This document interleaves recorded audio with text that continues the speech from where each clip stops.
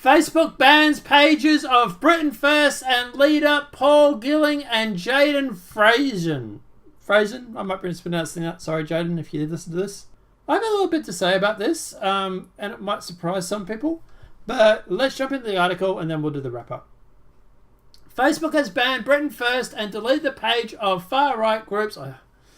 Is she really that far-right, though? Of Paul Gilling and Deputy Leader Jayda Fransen. Britain First, which had more than 2 million likes on its Facebook page, was removed for repeatedly violating community guidelines, such as sharing videos designed to incite hatred against Muslims. Debatable, okay? At the end of the day, as far as I saw, I wasn't on her Facebook page. She is on Gab, and we do follow each other on Gab. As far as I see, she posts videos that are news articles or clips from around the world that deal with Muslims, okay? She's not deliberately making the videos to incite violence. She's raising awareness on the violence that already happens. Facebook gave repeated warnings to Britain First and removed hateful and Islamophobic content, but these had been ignored. Okay, Islamophobia doesn't exist, okay? You can't keep using a word and hoping that it's going to stick. No matter what or how much you use it, Islamophobia does not work, okay? It's like calling her racist. She isn't a racist, even if she hates Muslims, because Islam is not a race, it's a religion. At the very best, you could claim that she's a religionist or something. But anyway. Britain's first page included a photograph of the group's leader captioned Islamophobic and proud. Yeah, wouldn't surprise me if she did actually. The far-right group became a virtual force on Facebook with millions of followers. More than double that of the next most followed political party, Labour. That's where I think the actual problem lies. The fact that they had so many people following them on Facebook, that's why I think they were targeted. Which is insane because you're only going to make Britain First more popular. You are literally raising awareness about Britain First. I'm making this article because you banned the Facebook page. Congratulations. But good luck with your next election, I tell you. The move follows Twitter's decision to suspend the accounts of Britain First and its leader, Jayda Fransen, after the 3 anti-Islamic videos shared by the party's deputy leader were retweeted by US President Donald Trump. It's funny that you don't want to mention how accurate those photos or those videos were, because out of 3 of them, 2 of them were actually real, and the 3rd one, the only thing that you can complain about is the fact that it has migrant listed in the actual title of the video, where he was a born national of that particular area. But here's the thing, they won't release his religion or his name. I wonder why. About Britain First, political far-right nationalists, I don't know if they're that far right, to be honest, but anyway. Founded May 2011, a former member of the British National Party. Membership estimated to have over 800 members. It claims 6,000. Had over 2 million likes on Facebook at the time of being banned from the platform. Current leader, Paul Gilling, who stood against Sadiq Khan in the London mayoral election. Probably would have been better off with him winning than Sadiq, but anyway. Profile. A, quote, far-right organisation, Britain First was registered as a political party until November 2017. While denying it held racist views, which is actually probably accurate, because I've seen her actually invite people into the party who are not white. She's literally gone through and said that people that are Muslim or whatever it may be can actually join the party. So you can't be racist if you're actually willing to work. But their only requirement, from my understanding, is that you actually go through and adopt the Britain way of life, that you integrate into your community, which, it's not racist if that, that's not racist, people, but regardless. It campaigned on an anti-immigration platform. Yeah. Do you have locks on your front door? While calling for the return of traditional Britain values at the end of Islamification. I don't see a problem with that. In fact, they got 2 million people following them on Facebook. I don't think a lot of people see a problem with that. But anyway, the party has been notable for its massive social media following, larger than the traditional mainstream UK parties combined. And that's where I think they've cracked down on them. They're getting too popular. They're getting too mainstream, and they're no longer becoming a fringe element. They're becoming mainstream. And that scares a lot of the people in power. One way this was achieved is by campaigning for notorious causes such as stopping animal cruelty or wearing a puppy on Remembrance Day. I don't think people really joined the Britain First Party because you're, quote, wearing a puppy on Remembrance Day or to stop animal cruelty. I think they joined Britain First or followed the Facebook page because of the fact that they are against Islamication of the UK. That you're sort of missing the central topic here that everybody can sort of generally agree on. So yeah, this is the disconnect between the elites and the working class, I suppose. And appealing for users to like its messages. Well, yeah. I ask people to like my videos. What's your point? Following a diplomatic incident prompted by the US president retweeting a racist meme originating from the group. It wasn't a meme, it was a video. And you didn't say the video was fake or true, did you? That's because we know they were true. Twitter banned the accounts of Britain First and its leaders in December 2017. Yes, and she has a Gab account. What's your point? Regardless, you don't seem to get. Banning people off Twitter and Facebook. It's a badge of honor now these days. So you're banning everybody for everything under the sun. Banning someone from having a Twitter or Facebook account doesn't affect them. Look at Milo, for example.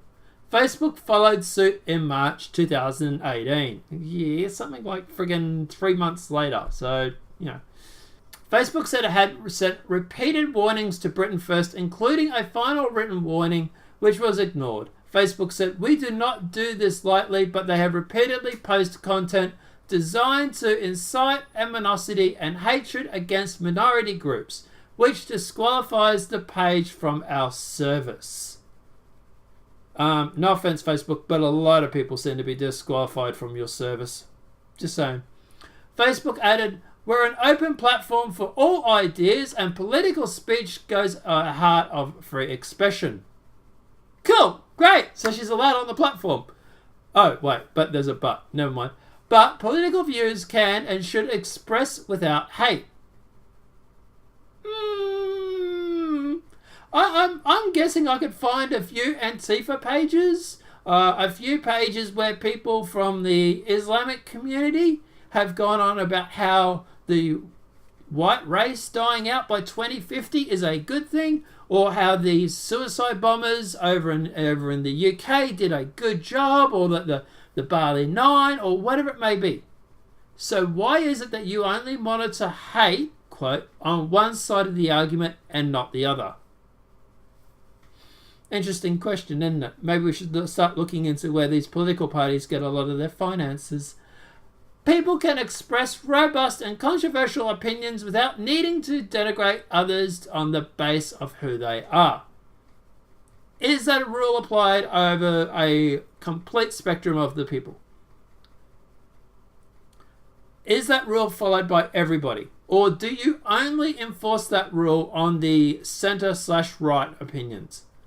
Conservative MP Damon Collins, chair of the Digital Culture, Media and Sport Committee, told The Telegraph, "We welcome Facebook's actions. This is overdue and they should set out clearly their policies for acting against other sources of extremely hateful content." So in other words, the traditional parties over in the UK are getting their asses handed to them by populist movements, and they want to silence everybody. Facebook said in December that it had been reviewing Britain's First pages during the hearing in front of the House Office Select Committee.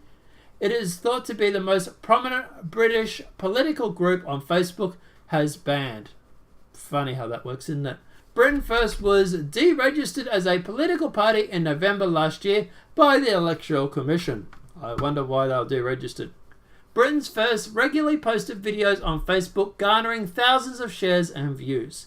It encouraged users to commit and share using clickbait-style posts. Britain First was contacted for comments. There's a bit of a profile here on Jayda Fransen. I apologise if I get that name wrong, Jayda. If you ever do watch this video. But Miss Fransen is deputy leader of the far-right group Britain First, quote far-right. She served as the group's acting leader for 6 months in early 2017 after Paul Gooding was sentenced to prison term. The 31-year-old from Pange, might be mispronouncing, South East London, is a law graduate with 4 small children. She is a member or a former member of the EDL. I wonder if she knows Tommy. Another far-right political group. Fransen said they left the group because of the reputation of drunk-fueled violence. Fransen has had 2 failed attempts to enter mainstream British politics, standing in the 2014 Rockshire and stood by election and the 2016 London Assembly election. In 2016, Fransen was arrested and fined for harassing a Muslim woman wearing a hijab and for breaching public order while wearing a political uniform. She is currently on bail for 4 2017 charges of causing religious aggravated harassment and is due to go to trial in May in 2018. In October 2017, she was arrested for breaking the terms of her bail shortly after contacting an interview on neo-Nazi radio show. Fransen has tweeted more than 1,500 posts to her 54,000 followers. The vast majority are anti-Muslim videos, photos, and messages. In November 2017, President Donald Trump retweeted the 3 infamous videos from Fransen's Twitter feed. Prime Minister Theresa May and a host of other British politicians were quickly to condemn the retweet. Of course you were, because it sort of put her in the spotlight, didn't it? Don't like that. In 2017, her Twitter account was banned by the company, and in March 2018, Facebook followed suit. Golding and Fraser were both last week given Britain sentences for religious aggravated harassment over hostility towards Muslims. Yeah, literally blasphemy laws. It's insane. It's like we were back in the 1800s. Fransen was sentenced to 36 weeks and Golden for 18 weeks in jail at Cranberry Crown Court on March 7th. Okay, so what's my takeaway from all this? Alright, so look, at the end of the day, I don't know their political beliefs enough to comment on that part of it. From what I've seen on the very few videos that I have watched, they are more about the Islamification of their country. They seem welcoming of people who are different races. So I don't think she's racist. I think she just doesn't want the Islamification of the UK. Apart from them having free speech, I fully support them having their own right to their platform. Look, this is where it's a tricky thing, because at the end of the day, Facebook is a monopoly.